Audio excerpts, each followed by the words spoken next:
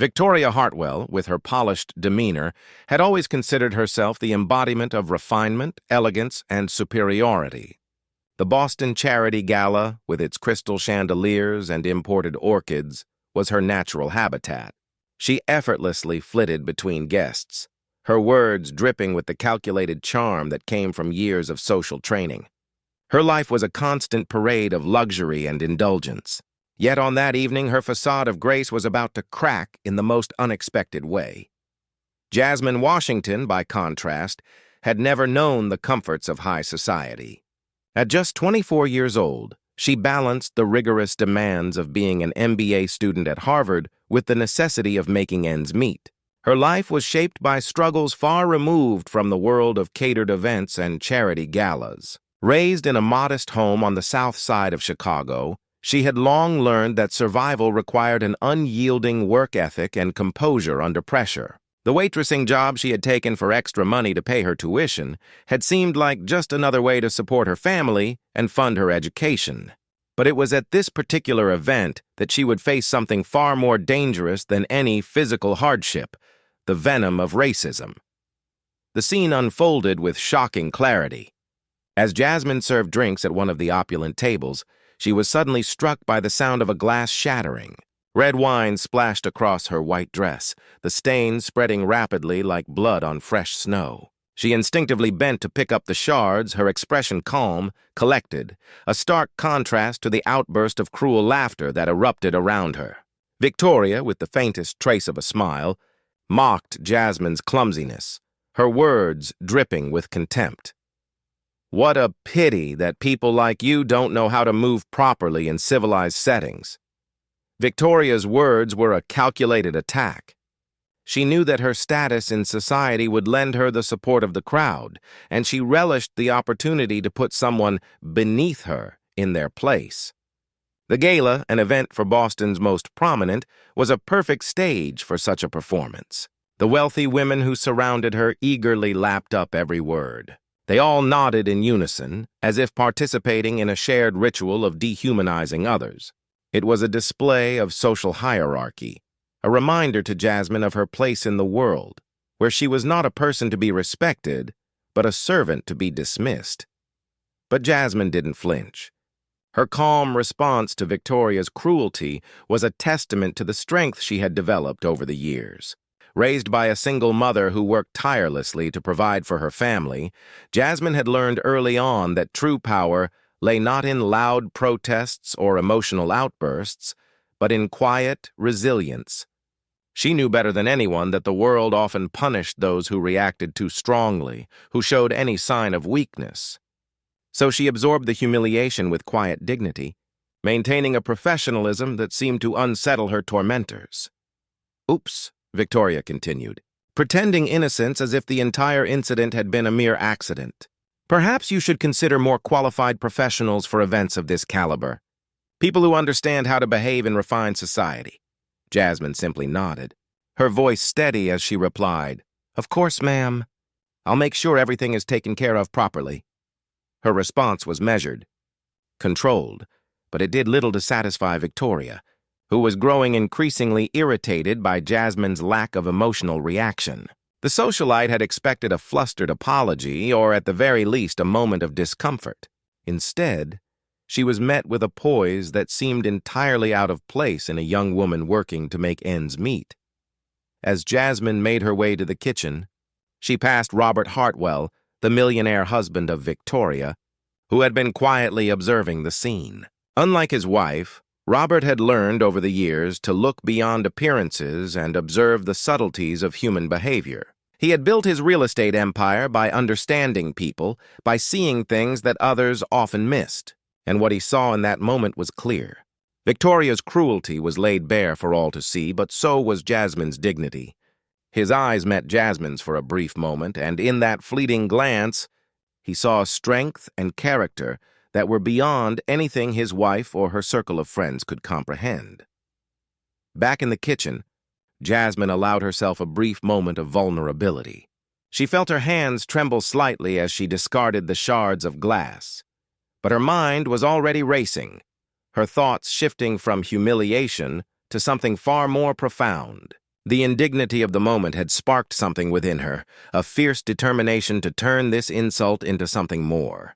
She knew that she was capable of much more than serving drinks at a gala. The universe, it seemed, was setting her on a different path, one that would test her resolve in ways she had never anticipated. Meanwhile, Victoria had not finished her attack. As she continued to entertain her group of high society friends, she amplified her ridicule, recounting the incident with dramatic flair, making sure that every word hit its mark. "Did you see that?" she asked, her voice loud enough for everyone nearby to hear. "Some people have no shame in infiltrating our events. It's a shame some staff members don't even know how to behave." The socialite's words were venomous, but they were also revealing. What Victoria failed to realize was that Jasmine's background, her education, and her experience were worlds apart from what she imagined. Jasmine hadn't simply been a student struggling to make ends meet. She was a self-made success story, a woman who had learned to navigate life's challenges with intelligence and grace. At 16, she had been managing her family's finances, turning their meager savings into a fund that helped her younger brothers attend college. And yet here she was, being demeaned by people who had never known hardship. As Jasmine returned to the main hall, she could hear the whispers, the condescending remarks.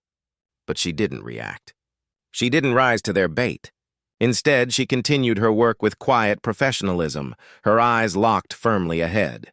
Margaret, another of Victoria's friends, tried to add to the public humiliation, addressing Jasmine directly with a tone dripping with condescension. "You understand that workers should remain discreet during events, don't you?" she asked. "Avoid drawing unnecessary attention." "Yes, ma'am," Jasmine replied, her voice calm but resolute. "I understand perfectly." The condescension in Margaret's voice faltered at the strength in Jasmine's response. There was something in her demeanor, in the way she carried herself, that didn't fit the stereotype Margaret had expected. Victoria, sensing this, decided to intensify the attack. "Perhaps we should have a quick chat about proper protocol," she sneered. "You can read, can't you?" The question, aimed at further diminishing Jasmine, was met with a simple but firm reply. "Yes, ma'am. I read perfectly well." In that moment, something shifted. The crowd's expectations had been set. They were waiting for a sign of weakness, a crack in Jasmine's composure. But they didn't get it. Instead, they were met with a young woman who was far more than they had ever imagined. The narrative they had tried to craft, one of superiority and degradation, was slowly beginning to unravel. And Jasmine, in her quiet strength, was the one unraveling it all. Jasmine Washington's calmness in the face of the brutal humiliation from Victoria Hartwell had been nothing short of extraordinary. As the evening wore on, Victoria's malicious intent seemed to escalate, but Jasmine remained unwavering, a beacon of quiet strength amidst the chaos. Victoria's laughter, high-pitched and unpleasant, echoed through the room as she seized an opportunity to humiliate Jasmine further. "Great," Victoria sneered, holding out the event menu with mock politeness. "Then maybe you can read this for us. So, we can be sure that the service staff understands exactly what is being served to the important guests." It was an insidious move on Victoria's part, designed to trap Jasmine in a public display of ignorance. Victoria wanted nothing more than to see Jasmine stumble, to show her up in front of the gathered elite, to reduce her to the level of the stereotype she had in mind for her. Perhaps she expected Jasmine to stutter, to mispronounce the French words on the menu, or even to refuse outright, giving Victoria the excuse she craved to call for security and have Jasmine removed.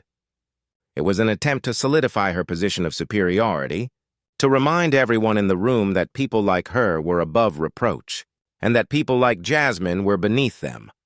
But what Victoria could not have anticipated was the depth of Jasmine's composure and intelligence. Jasmine's response was immediate, her hands steady as she took the menu from Victoria. For the first time that evening, she allowed herself a small smile, one that was neither mocking nor submissive, but conveyed something far more potent, a quiet acknowledgement that Victoria had just made a fatal mistake. With pleasure, "Ma'am," Jasmine said, her voice calm and even. What happened next was nothing short of a revelation to everyone in the room. Jasmine began to read the menu aloud, not hesitating for a moment. Her French pronunciation was flawless, the words rolling off her tongue with such precision that it was impossible not to hear the elegance of someone intimately familiar with the language. It was a beautiful melodic performance, the kind of pronunciation that would make even the most discerning French critic proud. Her voice carried clearly and confidently across the room, each syllable pronounced with a careful attention to detail. Amuse-bouche d'Agrac Jalita Champagne sous-vide parlotage parentier aux truffes noires du Paragor, Jasmine read, her French accent so impeccable that even the Parisians in the room might have been impressed. The words flowed like music, each phrase delivered with a grace that made it clear Jasmine was not just reading a menu. She was displaying a level of sophistication and cultural awareness that shattered the image Victoria had hoped to project.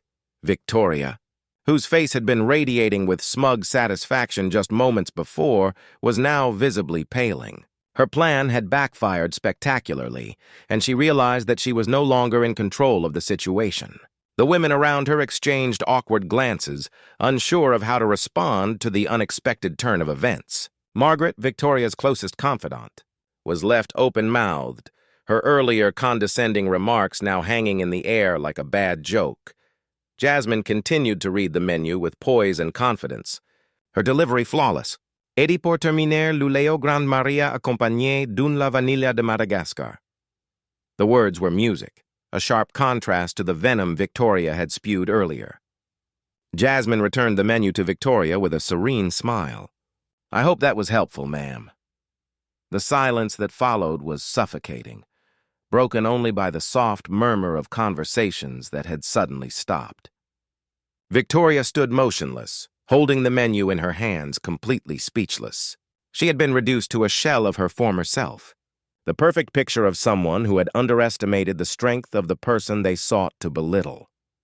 Robert Hartwell, who had been silently observing the entire scene from the head table, now rose to his feet.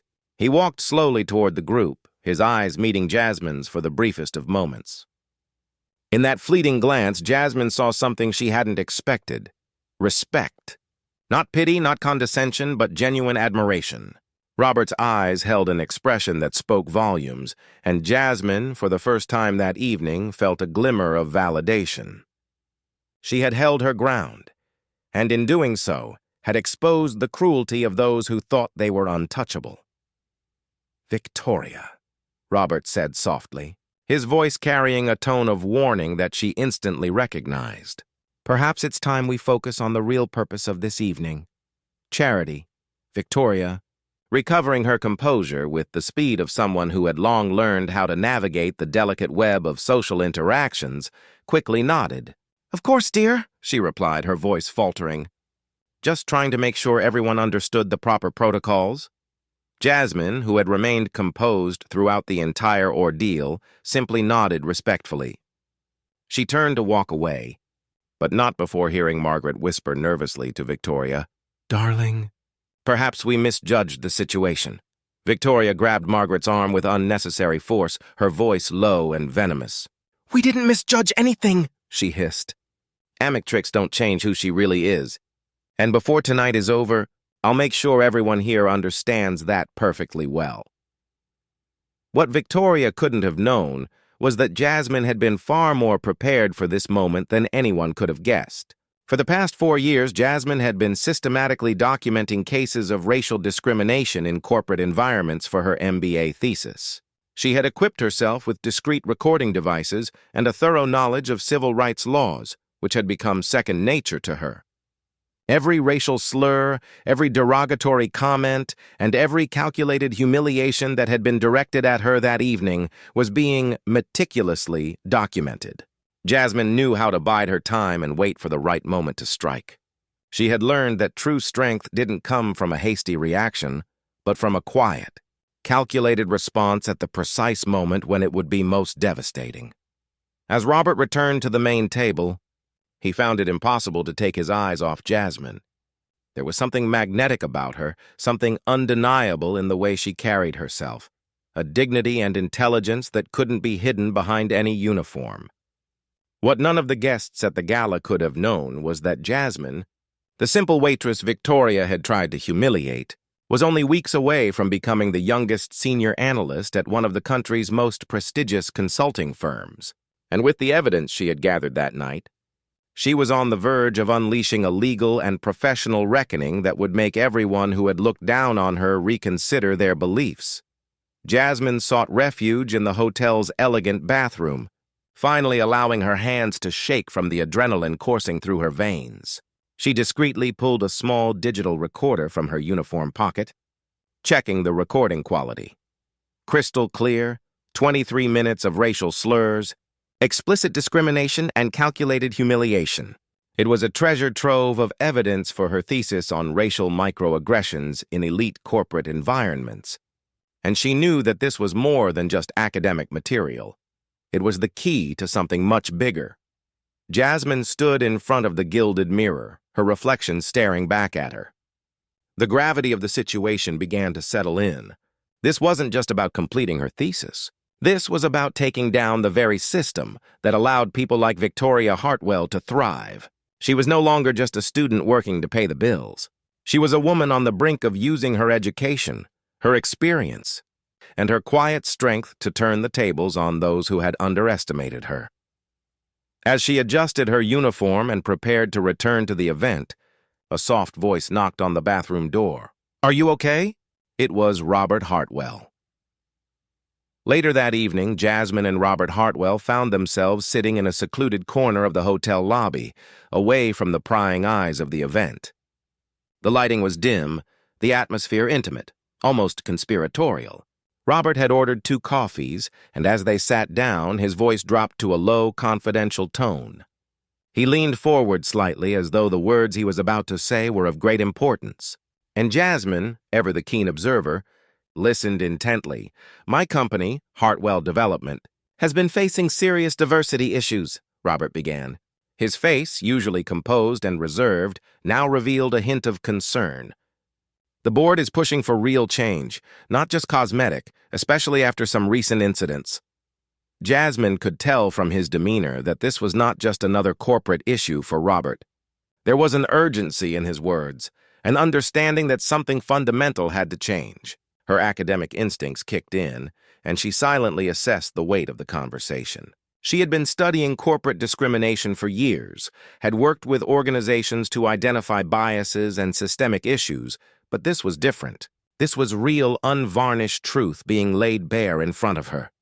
"I need someone with your expertise to conduct a thorough audit of our hiring practices, promotions, and corporate culture," Robert continued. His voice was steady, but Jasmine could sense the pressure he was under. "Someone who understands both the theory and the reality of discrimination in the workplace." Jasmine hesitated for a moment, considering her response. She wasn't just an academic anymore. She had become someone whose knowledge could potentially change the course of an entire company. "Mr. Hartwell, that's very generous of you," she began, carefully choosing her words. But Robert cut her off gently. "It's not generosity, Jasmine. It's urgent necessity and self-interest. My company needs real change, and you clearly have the knowledge and experience to implement it." He slid a business card across the table. The card was sleek, professional, and it bore his company's logo prominently. "External consulting payment in line with market standards for specialists of your caliber. You would retain complete autonomy over methods and conclusions." Jasmine looked down at the card, feeling the weight of what it represented. This wasn't just an offer, it was a door opening into a world of possibility, a world where her expertise could actually create meaningful change. But there was more to this than just a professional opportunity. There was also the personal satisfaction of knowing that she had just been offered the chance to rewrite the narrative of how corporate discrimination was handled in real time. "Why are you doing this?" Jasmine asked, genuinely curious. There had to be more behind his offer than just the company's need for change.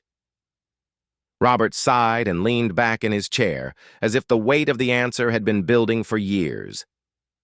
"Because I spent 23 years living with a woman whose prejudices I silently tolerated. Because I built a company that probably replicates the same systemic problems you study. And because, frankly, after what I witnessed today, I need to do something meaningful to repair the damage my family has caused in the world." His words hung in the air between them, heavy with regret and resolve. Jasmine could see the honesty in his eyes, but more importantly, she could feel the sincerity in his tone. This wasn't about trying to save face. It was about someone waking up to the truth and being brave enough to take action. Before she could respond, Victoria Hartwell appeared in the lobby, searching for her husband. Her eyes locked onto Robert and Jasmine, and the smile that spread across her face was anything but genuine. As she approached the table, the air grew tense, her expression morphing into a mask of barely concealed fury. "Robert." "Dear," Victoria said, her voice syrupy sweet, but her eyes narrowed as she looked at Jasmine. "I was looking for you. What are you doing here with her?" Robert didn't flinch. "Victoria, I'm offering Jasmine a position as a consultant at the company." The room seemed to hold its breath. The silence that followed was thick with tension. Victoria looked back and forth between her husband and Jasmine as though she had just witnessed a deep betrayal. Her laugh, high-pitched and forced, broke the quiet. "You're joking, right?" she asked, her voice betraying a mix of disbelief and irritation. "Robert, she's a waitress." Jasmine's brow furrowed at the insult, but she didn't let it show. She simply stayed quiet, watching Victoria's reaction closely. Robert, however, did not allow the comment to pass without correction. "She's an MBA student at Harvard, specializing in exactly the area where our company needs help," he said calmly, his voice firm. Victoria's face paled, the color draining from her cheeks as the implications of Robert's words hit her. "Harvard?" she asked weakly. "The woman you publicly humiliated tonight is a highly qualified academic who is working here to help her family." Jasmine, ever the observer, studied the dynamic between the couple with a clinical eye. Victoria was clearly in shock, but her mind was already working to calculate how to minimize the damage to her reputation. She was nothing if not strategic, and Jasmine could see her attempting to regain control of the narrative. "Well, Robert," Victoria began, her voice shifting into a more conciliatory tone, "even if that's true, it doesn't mean we should make rash decisions based on feelings of guilt." Robert's response was swift. "It's not guilt, Victoria. It's recognition of competence and real business need." Victoria, now desperate to salvage the situation, turned to Jasmine. For the first time that evening, she addressed her directly, her tone dripping with condescension. "Darling, I'm sure you understand that sometimes misunderstandings happen at social events. Perhaps we should all just forget about tonight's minor disagreements." Jasmine's gaze remained steady, unflinching. "Ms. Hartwell, there was no misunderstanding. Your comments were very clear and direct." Victoria's smile faltered, and she forced another one in place. "Of course, dear. But intelligent people like you surely understand that sometimes social context can be complicated." Jasmine didn't hesitate.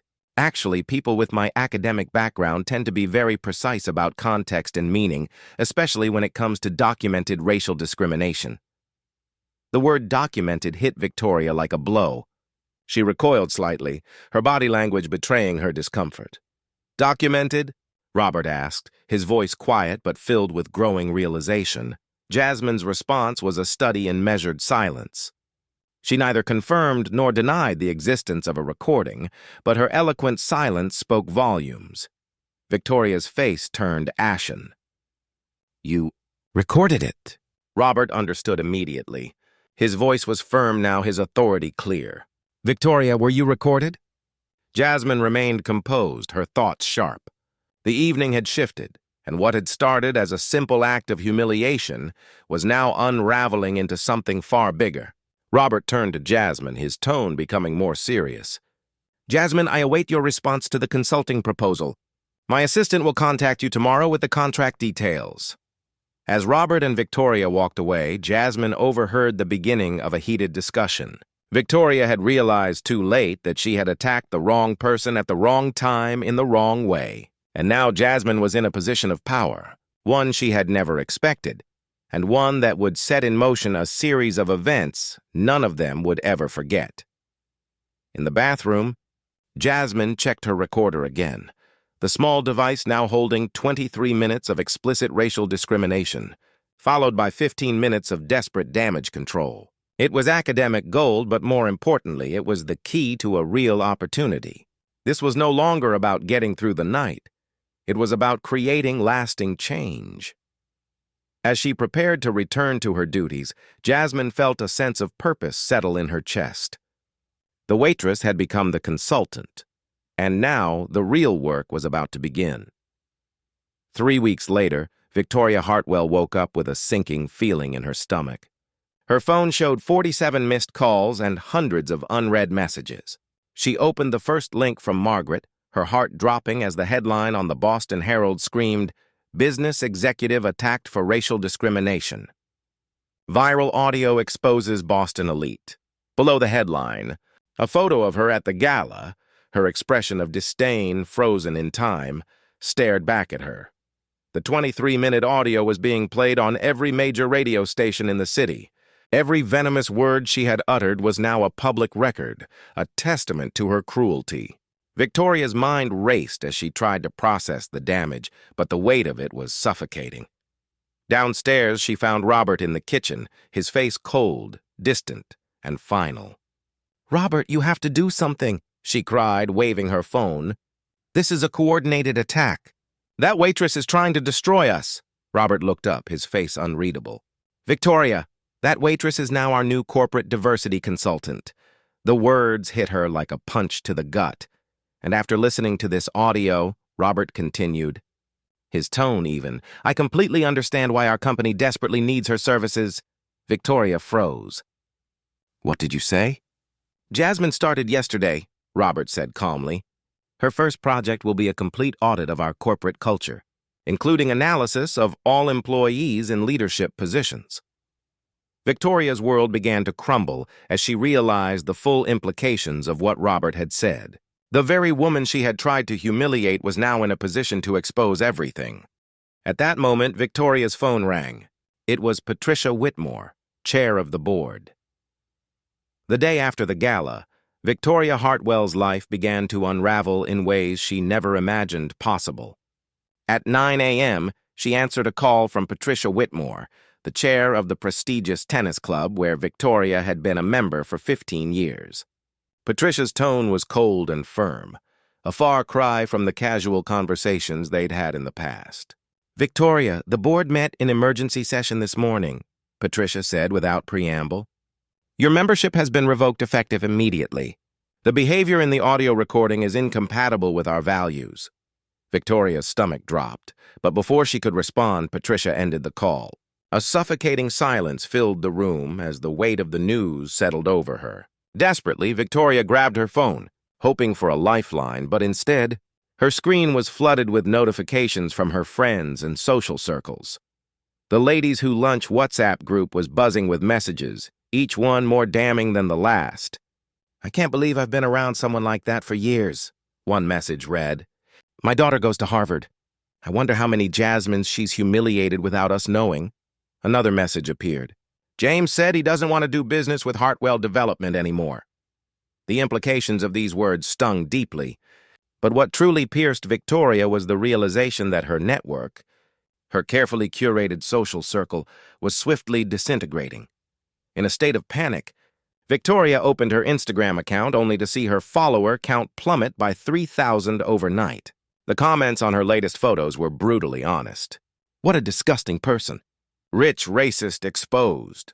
One commenter simply wrote, "I hope she learned something from this." Margaret called in tears, her voice cracking as she spoke.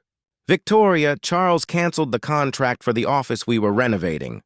He said he doesn't want to be associated with toxic elements." The destruction was total. Victoria's social capital, built over years of manipulation and superficial charm, had crumbled in the span of a single day. Panicked and overwhelmed, Victoria turned to Robert. "You have to make that audio disappear.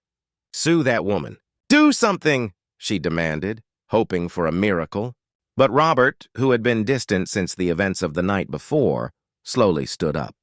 His gaze was calm but final. "Victoria, you recorded this. Every word came out of your mouth," he said softly, his voice laced with finality. "There's nothing to sue except your own cruelty." The harshness of his words hit Victoria like a ton of bricks. In that moment, she realized that there was no escaping the consequences of her actions. Her reputation was in ruins, and her past actions had set in motion a chain of events that she couldn't control. Just then, the phone rang again. It was Dr. Harrison, the director of the charitable foundation where Victoria had served as vice president for 8 years. His tone was even colder than Patricia's. "Victoria, the board has voted unanimously to remove you from all positions, effective immediately. Frankly, discovering that one of our leaders expressed such discrimination was shocking to all of us." The finality of his words hit Victoria like a physical blow. She collapsed into a chair, overwhelmed by the speed at which her life had imploded. In less than 24 hours, she had lost everything: her social standing, her friendships, her charity commitments, and the trust of her community. It was all gone. As Victoria sat there, Robert spoke again, his voice devoid of sympathy. "You know what the most ironic part is?" he said, folding the newspaper in his hands. "Jasmine didn't even have to do anything. She just documented your true nature and let your own words speak for themselves." At that moment, across town, Jasmine was seated in the Hartwell Development office, dressed in an elegant suit and carrying a briefcase full of proposals for structural changes. She had gone from a humiliated waitress to a respected consultant in less than a month.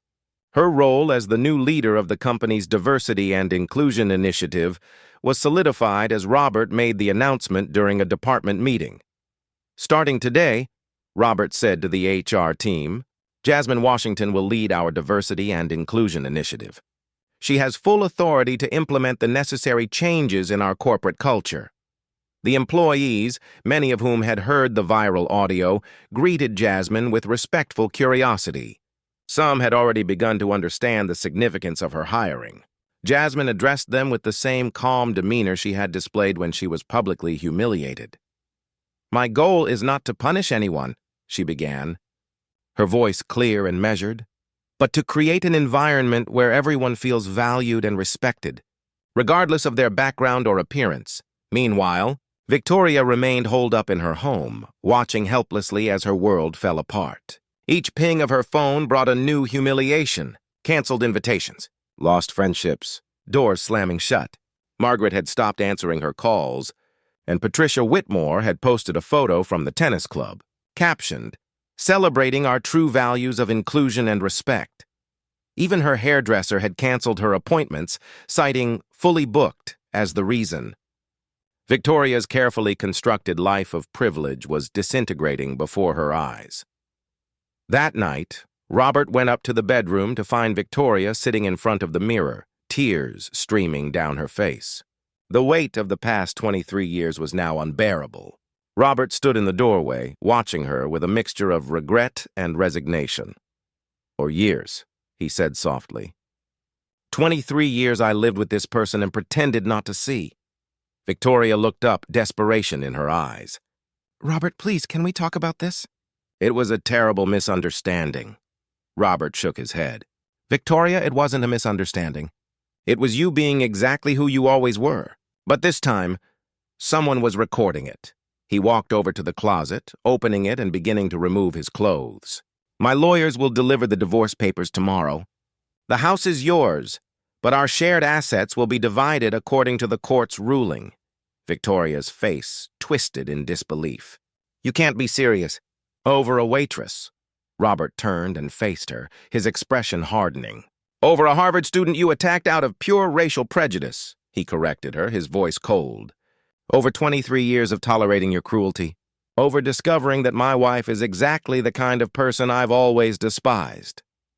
As Robert packed his bags, Victoria finally understood the magnitude of what she had lost. Not just a marriage, but her entire social identity built on the fragile foundation of privilege. The realization was crushing. The next morning, Jasmine woke up in her apartment near Harvard, preparing for another day of work that would change not only her life, but also the culture of an entire company.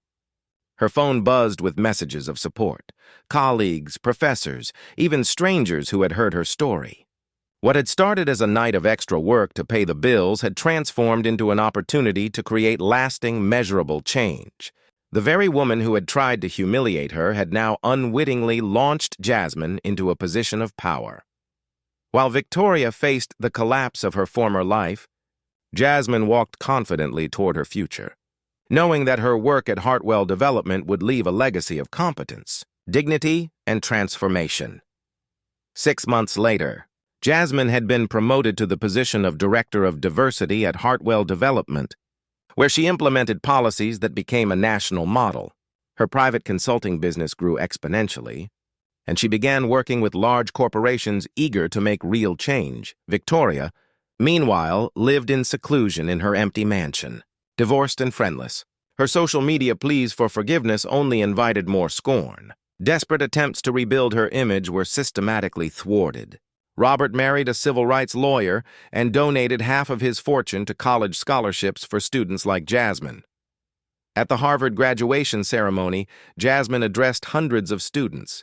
"Never let anyone define your worth based on prejudice," she said, her voice carrying across the room. "The best revenge is success they never imagined possible." Victoria's audio still circulated as an example in classes on racial discrimination, her cruelty becoming a case study in the consequences of prejudice. Jasmine had turned humiliation into purpose, building a legacy that would change lives for generations to come. "If you believe that no one should be judged by the color of their skin or their origin," Jasmine said, "subscribe to the channel for more stories that prove that underestimating people can cost much more than any fortune."